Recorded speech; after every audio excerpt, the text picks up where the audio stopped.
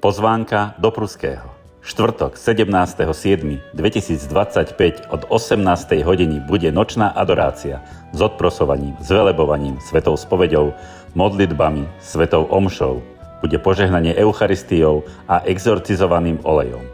Je tu možnosť ubytovania priamo v Pruskom, Farské pastoračné centrum 100 metrov od kostola. Program je nasledovný. O 18. hodine bude spievaný ruženec Ivetka Masníková s rodinou. 19.00 vyloženie oltárnej sviatosti a moderovaná adorácia s odprosovaním.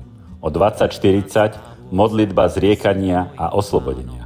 O 20.50 bude zvelebovanie. O 21. hodine sa pomodlíme svätý ruženec. 22.00 bude korunka k Božiemu milosrdenstvu. 22.15 pobožnosť svätej tváre. O 23. začne svätá hodinka. Svätú omšu budeme mať o 24. hodine a o 3/4 litánie plus modlitby. O 1 hodine ráno záverečné požehnanie so sviatosťou oltárnou a exorcizovaným olejom. Modlitba za dozučinenia. Pretože pohár Božej spravodlivosti je plný, preplnený, už preteká.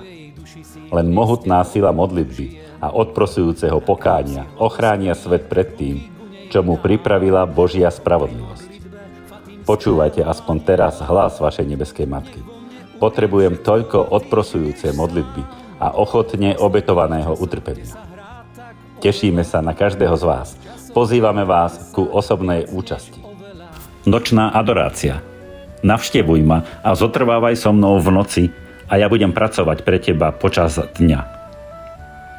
Až v nebi spoznáš hodnotu takto strávenej hodiny, prichádzaj preto ku mne. Navštevuj ma a zotrvávaj so mnou v noci a ja budem pracovať pre teba, s tebou a skrze teba počas dňa. V nočnej adorácii odo mňa získaš to, čo odo mňa nie je možné získať žiadnym iným spôsobom, najmä vyslobodenie duší z vplyvu a útlaku moci temnôt.